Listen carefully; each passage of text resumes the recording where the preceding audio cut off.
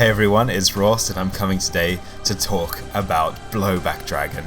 Now, I have a huge history with Blowback Dragon. It's been one of my favourite cards ever since I started playing the game. I've had it in my deck ever since it's come out. Even when I was a child, I have a drawing of Blowback Dragon because I was so obsessed with this card. It really is my favourite and always has been, and I can't wait to talk about it today. But what part of Blowback Dragon am I actually going to talk about? I am going to attempt to convince you that Blowback Dragon can be that replacement for something like Air Knight Parshath or your Monarchs. But before I do that, I just want to talk about Blowback Dragon in the context of Reasoning Gate and like Turbo decks. The deck that I particularly wanted to showcase was Tatling Gerbo, which is a creation from Randage and James 400, and this of course turbos out Gatling Dragon. For me, this deck sits quite comfortably in the fun but viable level of deck that is part of this arbitrary ranking system that I've kind of made up. This is a quite special Reasoning Gate and Fusion Gate deck though. I've always felt that Blowback Dragon and Barrel Dragon for that matter are good cards when they come out via either Reasoning Gate or Monster Gate, because once they hit the field they can do their effect and then be theoretically tributed off with Monster Gate to get that value for a second time, but you've also destroyed a monster, if you get what I mean. It's the same sort of concept as summoning a Sacred Crane that allows you to +1 off the draw, but instead Barrel Dragon pluses off its destruction effect, given that you flipped 3 heads of course. All without going into the battle phase. But we're getting slightly off topic here. The main reason I wanted to talk about Blowback Dragon is so that it can be discussed as an alternative to Air Knight Parshath and Vampire Lord, even though no one really runs Vampire Lord. Jinzo's the better one. So let's have a look at the card. It requires a tribute to summon. It's got 2300 attack and 1200 defense. So it won't actually be dying to Tsukiyomi, unlike all those other cards that I like to mention. It is a dark attribute, which is of course very chaos friendly, and it has a decent effect. Now let's go over that effect really quickly. Once per turn, you can target one card your opponent controls, toss a coin 3 times and destroy that target if at least 2 of the results are heads. If you hadn't worked it out yet, this essentially means you've got a 50% chance of destroying one card on the field that your opponent controls. Whenever I see Blowback Dragon, I am immediately reminded of the Monarchs. So very quickly, I'm just going to go over 2 Monarchs, Grandmarg and Zaborg. When they are summoned, normal summoned mind, one will destroy a monster and one will destroy a face down card. They're a similar sort of effect to Blowback Dragon. Now I could go over the obvious advantages such as the 200 extra attack and the obvious weaknesses such as the less favourable attributing and the lower defense that'll die to Tsukiyomi. However, what I really want to talk about is the difference between their effects. I'll start off by talking about the elephant in the room for Blowback Dragon. Blowback Dragon's effect only works 50% of the time. Monarchs are on the other hand able to activate their effects 100% of the time, assuming that they're not negated.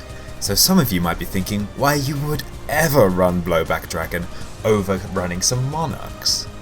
Well, there are a few little secrets in Blowback Dragon's effect that allow it to come slightly on top of the Monarchs one.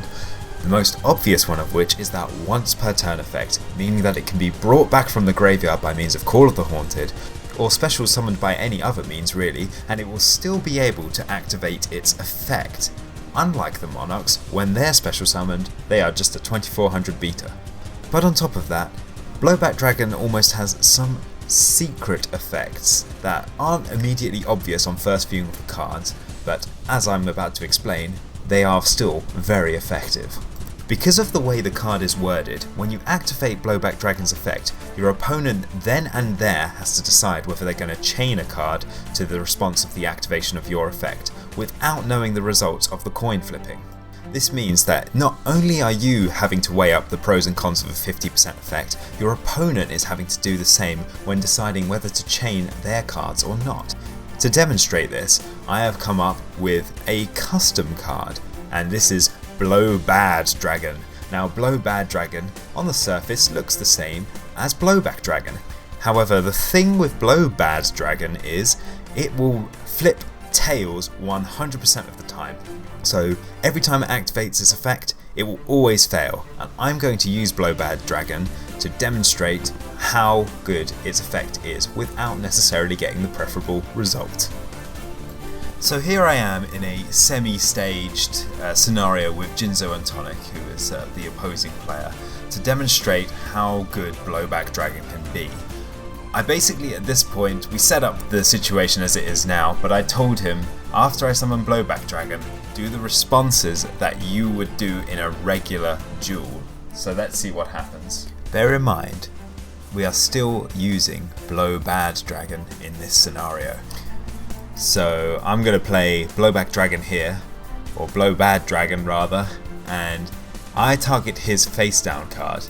Now he's just chained it to the priority effect that I've done on Blowback Dragon without waiting to see the results of the coin flip. So let's see what happens from here. He's going to target my face down card, and I can now chain my backup soldier, where now I'll be able to get 3 cards to my hand. So I've essentially gone plus a lot, I guess. I mean, I know this is a ridiculous situation, no one plays backup soldier.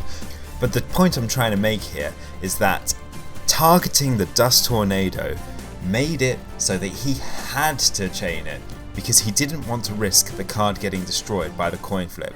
And of course he has to make this decision before the coin flips are revealed. And in this case, Blowback Dragon has forced him to activate that Dust Tornado, which is bad in this situation because the target he chose is a chainable trap card, i.e. backup soldier. But this is just an example. Of course, he could have ran into my Ring of Destruction, which I could have also chained, effectively making his Dust Tornado useless regardless of the result of the coin flip. Okay, this is the second scenario, and yet again we're going to be targeting the face down spell or trap card. Although as you can see this time, Jinzo and Tonic has chosen not to chain anything. What can we learn from this? Well, I would assume in this situation that what he has face down is something that cannot be changed, such as a Sakuretsu armor or a Mirror Force. And in this case you will see that it is in fact Mirror Force that he has face down. The point I'm trying to get across this time is that Blowback Dragon's effect can also be a valuable information gathering tool that gives you the opportunity to make fantastic reads of what your opponent has face down. Another scenario is having Sangan in the graveyard while your opponent has a Call of the Haunted face down. This happens more often than you would think, so our Blowback Dragon is going to target said Call of the Haunted, and they're going to have to make a choice now. They don't know that Blowback Dragon has a 100% failure rate, but if they think that's 50%, they are more than likely going to chain their Call of the Haunted and get Sangan from the graveyard. Not the best use of their Call of the Haunted, but it's the best use that they could have if it is to be destroyed by Blowback Dragon's effect. The final stage scenario is when Blowback Dragon has been played with Torrential Tribute face down with a more powerful monster in play on your opponent's side of the field. They have to roll the dice on this one on whether they want to activate their Torrential Tribute, because if you're successful with Blowback Dragon's effect, then they will lose their monster and miss the timing to have used their Torrential Tribute. So as you can see, even when Blowback Dragon uses its effect with a 100% failure rate, there is still some false activations made by the opponent, and I don't think that is an aspect of the card that should go unmentioned. I would also like to point out at this part of the video, I am going to show you an exhibition match, which is against a random player I met on Dueling Network, or Dueling Book rather, and at the time I was looking for footage for the Chaos Warriors video that I did just a while back. Now, I didn't actually have Geist D's list at the time, so I had a random side deck of literally random cards, and one of them was Blowback Dragon, which is actually where I got the inspiration to run this video. So you're going to see a random Blowback Dragon in games 2 and 3, because I honestly thought about signing it in was probably the best bet against this deck.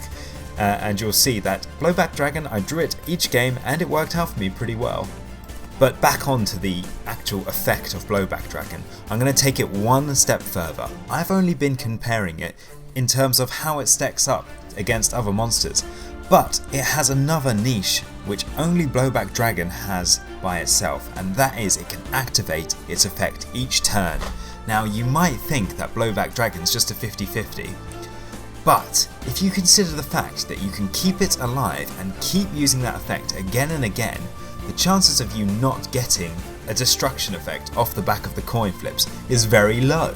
So I think I've made cases for Blowback Dragon to be a very good card in any deck, because even when its effect fails, it's good, and if you're able to use its effect multiple times, you are very unlikely to be unable to resolve its effect at least once. And don't forget, this is all done outside of the battle phase. That's about it from me today. If this doesn't make you play Blowback Dragon, I don't know what else will. So I hope to see you in the next video. Check out the website and the Discord, and I'll see you on the next video. Had a lot of fun making this one.